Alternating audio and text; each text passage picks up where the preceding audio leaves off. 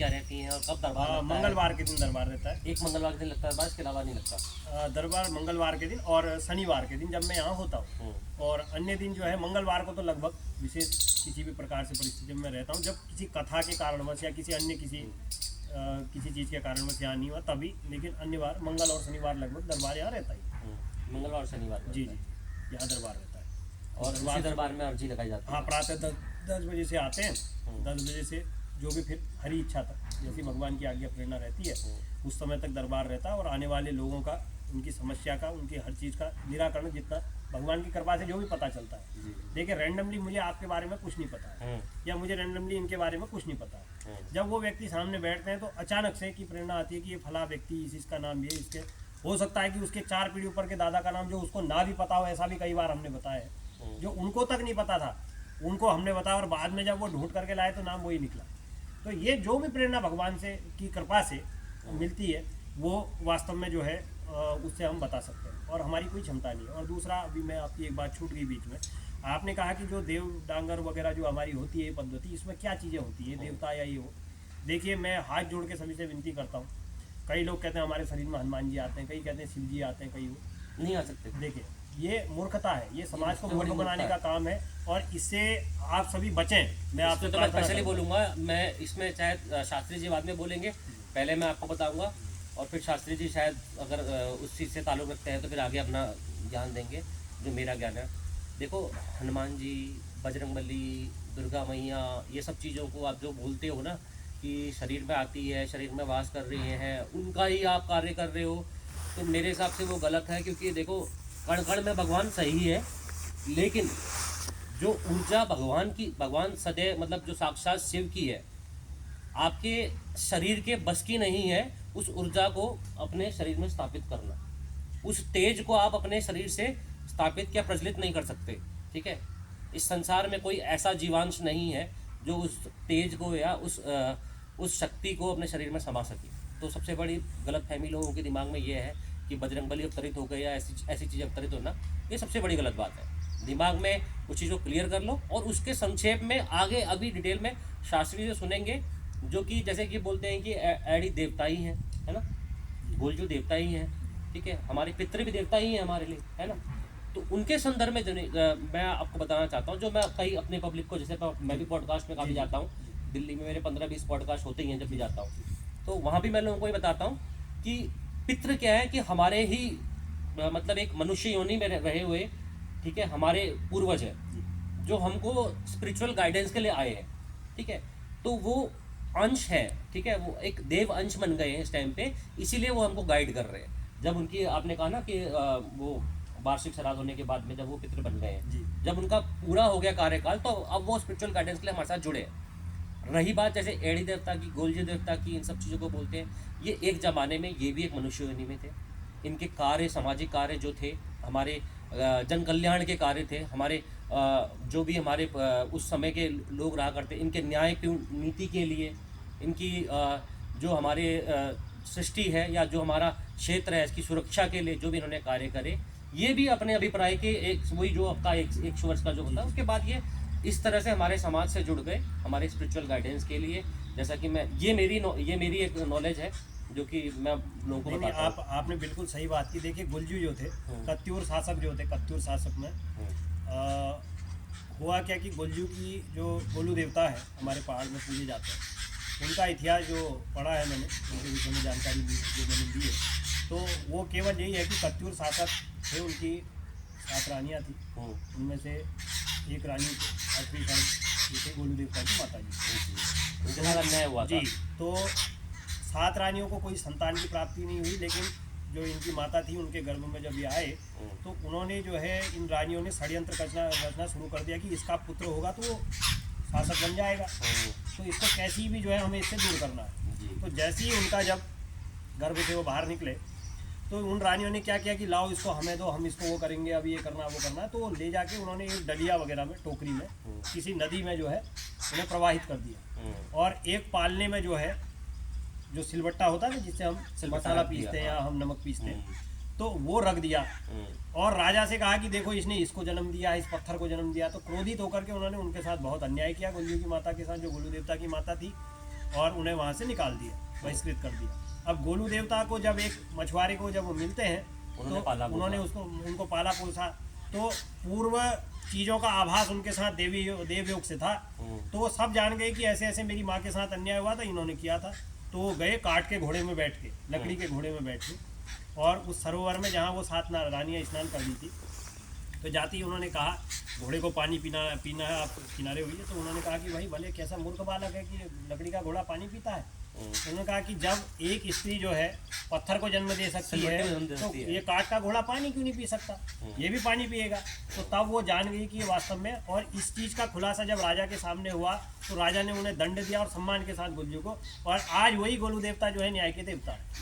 तो ऐसी गंगनाथ देवता पहाड़ में पूजे जाते हैं। उनका नाम गंगचंद था, चंद राजाओं में, चंद शासकों में वो राजकुमार थे, और वो नेपाल क्षेत्र से इस क्षेत्र में आए हुए हैं। आज गंगनाथ देवता भी काफ़ी जगहों में पहाड़ में पूजे जाते हैं, और उसका कारण क्या है कि ये सब चीज़ें आपने जैसे बोला कि हमारी पितृ थे। देखिए पितृ जब ब्रह्म योनि में चले जाते हैं तो वही हमारे देव स्वरूप, वो वैसे भी देवता ही है, हमारे घर के लिए देवता पहली शक्ति। देखिए जब पितृ आपके स्ट्रांग होते हैं, आपके घर का बाहर का सुरक्षा कवच जो है वो पितृ है। किसी तांत्रिक के द्वारा टोना टोटका किसी प्रकार की क्रियाकर्म या कोई अविचार आपके घर पर कर दिया गया, उसका असर हो रहा है। मान लीजिए आपके घर में प्रबल पितृदोष है, पितरों की कृपा रुकी हुई है, जिससे आपके घर में वो टोना टोटका प्रवेश करा। अगर आपके पितृ मजबूत होंगे वो चीज़ें आपके घर में कभी प्रवेश ही नहीं कर पाएंगी, पितरों में इतनी शक्ति है। फिर दूसरे नंबर पे आपके इष्ट देवता आते हैं, और जो पितृ हमारे क्या है कि देखिए कुछ अच्छे महान आत्माएं है ना, पितृ जो महान आत्माएं थी जिन्होंने महान कर्म किए, वही जब ब्रह्म स्वरूप हो गए, ब्रह्म योनियों में चले गए, ब्रह्म परीत बन गए, तो वही क्या है हमारे किसी ना किसी, आपने कहा कि अंग संग, वो हमारी मदद वास्तव में करते हैं। और वैसे उसके बाद अब देवता और पितरों में काफ़ी अंतर है। जो भूमिया देवता है या जो ब्रह्म देवता, ये देवता, ये सारे क्या हमारे पितृ हैं। लेकिन जहाँ लोग इनको आडंबर का स्वरूप दे करके लोग कहने लग जाते हैं हमारे शरीर में हनुमान जी आ रहे हैं, हमारे शरीर में शिव जी आ रहे हैं, मैं चैलेंज के साथ कहता हूँ गोलजू के नाम से भी और एडी देवता के नाम से भी, और जैसे गंगनाथ आप बोल रहे हैं, इनके नाम से भी लोग आडंबर कर रहे हैं। देखिए कई ऐसे तो कई मैंने देवडांगर देखे, अभी कोई देवडांगर बीच में जेल भी चला गया था, लोगों से ठगी पैसे, ऐसे कुछ ठगी का मामला था, मैं देख रहा था, कोई खबर। सबसे बड़ी निशानी मैं आपको बताता हूँ कि ये सुविधा जो होती है ना, जब हमें देव की कृपा होती है तो वो निःशुल्क होती है हमेशा। कभी कोई आपको पैसे मांगने वाला नज़र नहीं आएगा, क्योंकि मैं भी जैसे कई हैं भगत भी हैं, जैसे महादेव जी जुड़े हुए हैं, तो मैंने देखा है कि वो पैसे नहीं लेते कभी भी। आप भेंट स्वरूप अपने आप इंसान रख के जाता है, वो चीज़ अलग होती है, लेकिन वो कभी आगे से आपको कोई डिमांड नहीं करते, ना ही आपको कोई इस टाइप का प्रलोभन देते हैं। देखिए ऐसा करोगे तो ऐसा हो जाएगा। मैं आपको एक चीज़ बता दूँ, आपने मंदिर परिसर देखा, आपने इस मंदिर परिसर में कहीं पर दान पात्र नाम की कोई चीज़ नहीं देखी होगी, ना आज है ना भविष्य में कभी रहेगी।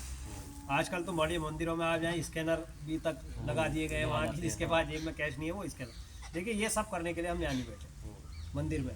देवता पैसे से थोड़ी प्रसन्न होते हैं, देवता तो भाव से प्रसन्न होते हैं। यही तो हमारी संस्कृति है, जिसको जानना चाहिए जी। और आपने देखा कहीं भी दान पात्र नाम की कोई ना चीज है, ना हम भविष्य में कभी इस मंदिर में दान पात्र। सबसे बड़ा रीजन ये भी है हमारे समाज में कि हमारी जो युवा शक्ति है या हमारा युवा समाज जो है ना, वो हमारी संस्कृति से परहेज कर रहा है।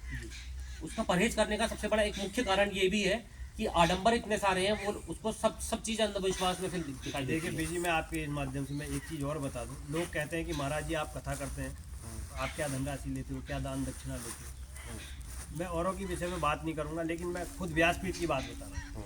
आप हमें एक तुलसी का पत्र भी दोगे, हमें शहर से स्वीकार है, और मैं एक खुले मंच पर कह रहा हूँ, मैं ये नहीं कि दिखाने के लिए हम नहीं कह रहे। क्यों? क्योंकि उस कथा का कोई मोल नहीं है। अगर उस कथा को हम आपसे कहें कि हमें 1 लाख दक्षिणा दे दीजिए, 50,000 दीजिए, हम तो कथा बेच रहे हैं, हम तो कथा बेच रहे हैं।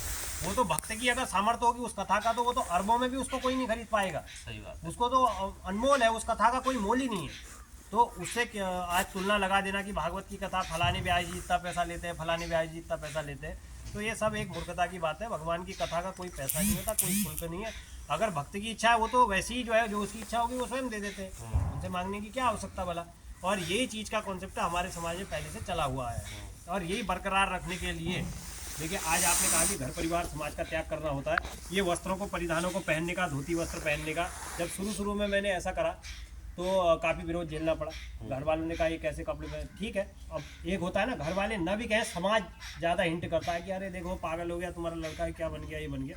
तो ये चीज़ें लोगों ने कही और लोग करते भी रहे। लेकिन मेरी इच्छा है, लोग मेरे से कहते हैं कि देखिए कि आप सन्यासी बन गए कि आप विवाह करोगे कि नहीं करोगे। देखिए हमारा तो ऐसा कोई कॉन्सेप्ट ही नहीं है, हम तो सनातन धर्म का प्रचार कर रहे हैं। जो ऋषि मुनि थे क्या वो सनातन धर्म का प्रचार नहीं करते थे?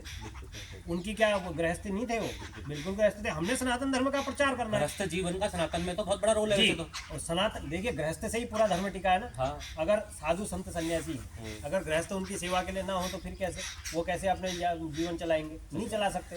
तो गृहस्थ धर्म तो एक बहुत बड़ा धर्म है। और दूसरी चीज, जब लोग ऐसे घूमने, आप देखिए अभी आप धोती पहन के बाजार में वो 10 लोग अलग अलग नजरों से देखेंगे, अरे बड़ा पंडित बन रहा, बड़ा ये बन रहा, लोग कहना शुरू करते हैं सही बात है, ना। हाँ। लेकिन यहाँ विचारधारा बदलने की लोगों को आवश्यकता है, हमें नहीं। हम कोई गलत काम नहीं कर रहे। अगर हम मांस मदिरा का भक्षण करके नालियों पर पड़े हैं तो क्या हम उचित कर रहे हैं? लोग उसको एक्सेप्ट कर ले रहे हैं। लेकिन अगर हम धोती पहन के घूम रहे हैं तो लोग कह रहे हैं कि अरे देखो ये बड़ा ये आडंबर कर रहे हैं, ये कर रहे हैं। आपके दादा परदादा क्या वो जीन्स पैंट और ये सब पहनते थे? वो कभी नहीं पहनते थे। कुर्ता पैजामा, धोती ये हमारा वस्त्र था, धोती और कुर्ता ये हमारा वस्त्र परिधान थे। आज उस चीज़ को हम छोड़ चुके हैं। उस चीज़ का हम कहीं से कहीं तक। लेकिन आज के समय में अगर मैं बीच में आपको टोक रहा हूँ तो जी। क्षमा चाहता हूँ। आज के समय में हमारी इस कल्चर को वो सारी वेस्टर्न कंपनियां, वो सारी वेस्टर्न कंट्रियां, जी, जी। जितनी भी कंट्रीज हैं वो सारी इस वस्त्र को अपना रही हैं, इस पद्धति को अपना रही है। इस आयुर्वेद के चमत्कार, जिसको आप चमत्कार बोलते हैं, मतलब हम नहीं, वो संसार चमत्कार बोलता है, क्योंकि उनको नहीं मालूम है कि इस मंत्र चिकित्सा की कितनी पावर है। जी जी। जिसको वो चमत्कार बोलते हैं। आज इस पद्धति को वो वेस्टर्न कंट्री अपना रही है और उन वेस्टर्न कंट्री के उस कल्चर, पुराने कल्चर को जो कि एक्सपायर हो चुका है, उसको आज हमारा भारत का युवा अपनाता है। देखिए बीजी में आपकी एक बात, आपने बहुत सुंदर विचार रखे। देखिए इसी उद्देश्य से ये वस्त्र पहनने का कारण, देखिए ये कोई ज़रूरी नहीं। हमारी इच्छा होगी हम जीन्स पहन लेंगे, जी। हमारी इच्छा होगी हम टी शर्ट पहन के घूमेंगे, हमें रोकने वाला कौन है? लेकिन हमें जब पहनना अच्छा नहीं लगेगा तो हम नहीं पहनेंगे, और लगेगा तो हम तत्क्षण पहन भी लेंगे, हमें रोकने जैसा वाला कि कोई नहीं। तुलसीदास ने कहा है जी, कि जी। मन अगर जी जी जी। नहीं देखिए है मन की जो आज्ञा है, हाँ। मन की इच्छा है, देखिए ये नहीं गलत नहीं है, हम आपको गलत नहीं मानेंगे, क्योंकि वस्त्र तन ढका है ना। आज तो लोग तन भी नहीं ढक रहे हैं, नग्नता में ही समाज में घूम रहे हैं। कम से कम तन तो ढके हैं। कोई दुआ है मेरे ख्याल से, मन में रखा मैल तो फिर वस्त्र क्या करें। देखिए